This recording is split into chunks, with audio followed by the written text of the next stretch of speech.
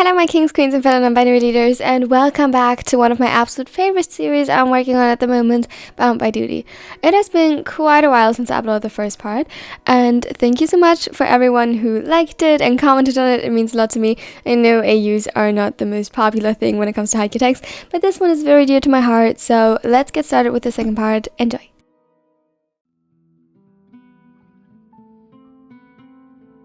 The gods weren't just inattentive or indifferent. They hated him. Plagued by the stress of the past days, his body weakened by the unyielding resolve to fight tooth and nail until he had been shoved into the carriage, and exhausted at the prospect of what was to come, he had eventually fallen asleep. His body betrayed him in his weakened state.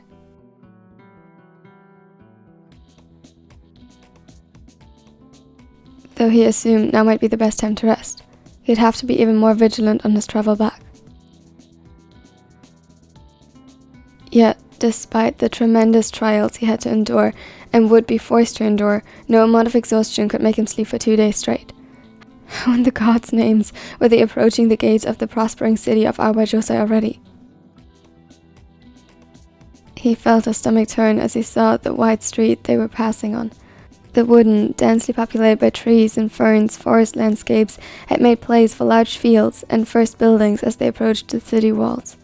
The lack of greenery offered little shade from the sun.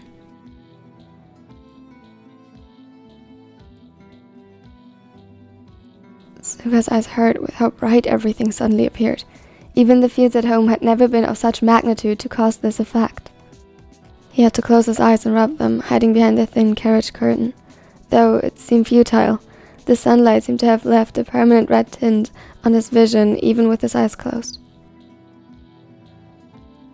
He panicked for a brief second, when it already began to dull and vanish slowly. Still, the shock resonated in his bones. He tried to steady his breathing when a movement caught his attention. Hesitantly, his hands tugged at the curtain again. He steeled himself before risking another glimpse outside. With his eyes squinted, it wasn't as painful anymore, and slowly they seemed to grow accustomed to the increased brightness as he was slowly able to distinguish shapes more clearly. Still, there was one thing he failed to identify. The movement that had previously piqued his interest appeared time and time again, but never took a concrete form. It was like watching a sentient shadow jump from one tree to the next to become its shadow, except there were no trees. In fact, there were close to no objects that could throw a shadow at all.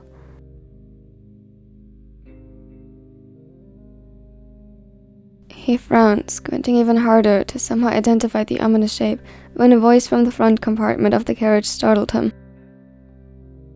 "Pretty freaky, huh?" Confused, he could only watch the back of the man yielding the carriage and guiding the horses to his will. He tried making sense of it while his eyes glanced over to the odd shadows again. He could only be referring to them, couldn't he? What else was as remarkable to warrant such a question?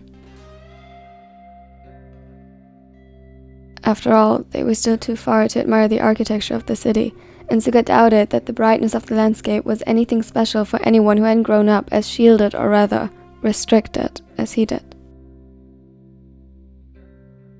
"What exactly are you referring to, good sir?" Perhaps the address was a bit too formal for the situation.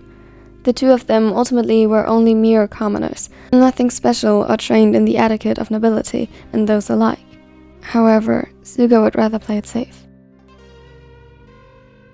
He had always cared for a kind and respectful tone with others, unlike some of the other villagers, though he heard it suited an Omega. Ultimately, he wouldn't be able to hide his heritage for long if roped into a conversation, given his limited vocab and illiteracy. That wouldn't stop him from trying, though.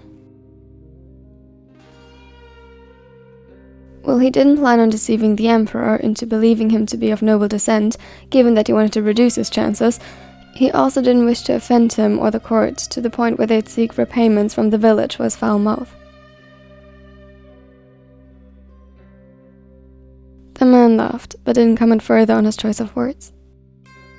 "The shadows. Must have noticed them by now. This close to the city, they make themselves known." "They?" He was at a loss. Were these fleeting shadows truly supposed to be people? He tried looking more closely and even imagined to make out the one or other human shape, though that certainly was just his mind playing tricks on him.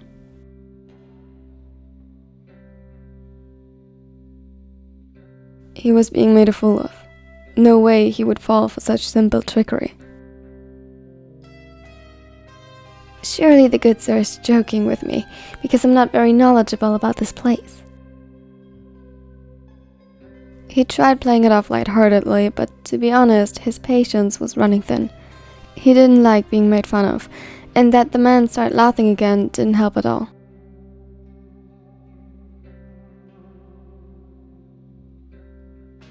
Certainly not. You really should get familiar with those fast, or they might be your demise. He seemed utterly too amused by the possibility. That sounds rather urgent then. In that case, would the good sir be so kind as to explain them to this one? His tone had gotten a tad bit frosty, but the man didn't even bat an eye as he began.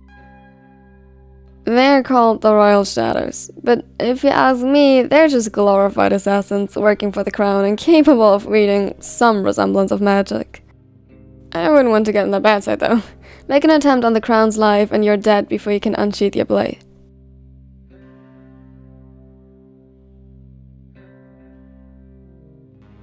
A shiver ran down Suga's spine. Although the man was still cheerful, he undoubtedly believed his own words wholeheartedly. Suddenly, the sight of the dancing, vanishing, and newly appearing shadows wasn't so interesting anymore. Rather, it became chilling. I wouldn't complain though. You should be grateful too. They aided our travels, otherwise we'd be stuck in those primitive woodlands. Ensured we arrived here swiftly and safely. Suga would have taken the jab at his home region more personally, hadn't he been just betrayed by everyone there. Instead, it was something else that piqued his interest.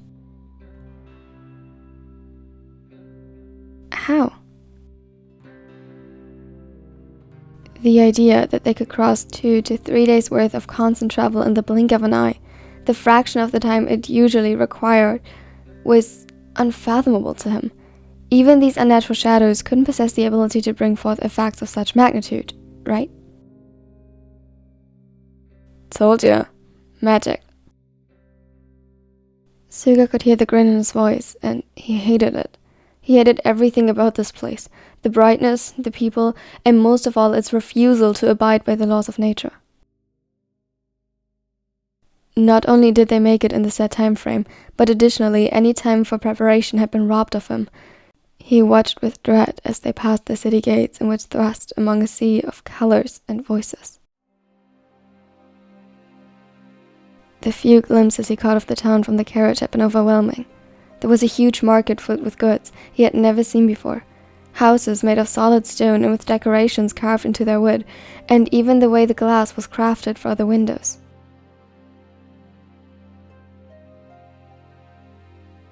The people here who ought to wear similarly simple fabrics like him wore them of a quality like the one he had been dressed in for the occasion, and those more extravagant looking bordered on lavish.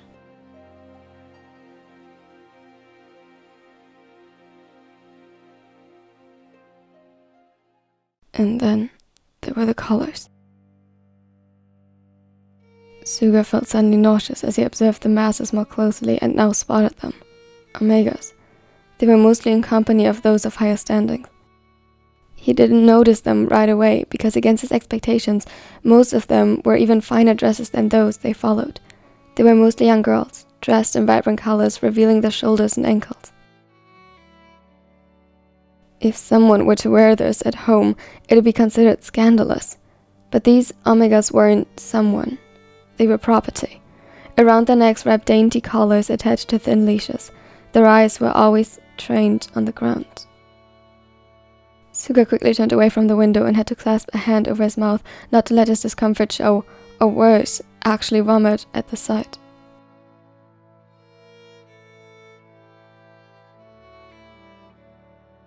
Envious, eh? Who knows, maybe the king or even some other noble would take a liking to you, and you can look just as pretty. I know male Omegas have a bad rap, but in that gown, you could almost pass as female. Looks pretty enough to me, at least. It took all his willpower to wait to glare him down until his eyes were turned on the streets in front of them again, and Suga could safely stare daggers into his back. Being born into a lower standing came with many vices, and most didn't even live as long as he did, alphas and omegas alike.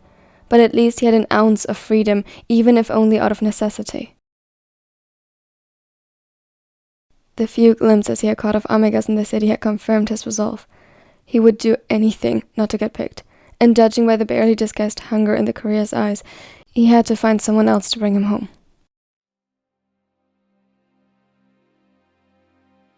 It was painfully obvious that only his status as a potential mate for the king was what kept him safe at the moment, though it was just as transparent that neither he nor the beta gave him much of a chance in that regard. A blessing and a curse.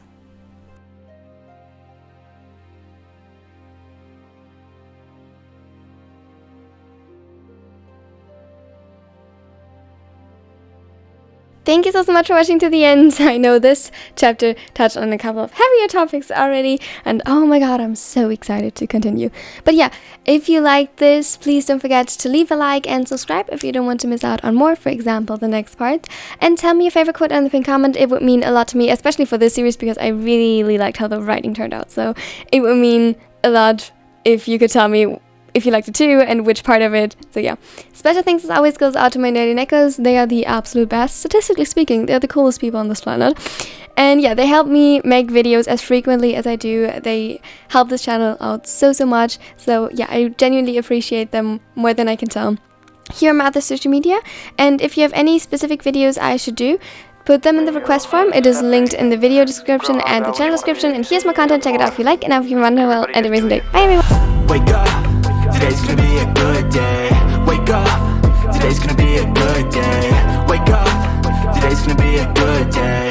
Wake up. Today's gonna be a good day. Wake up. Today's gonna be a good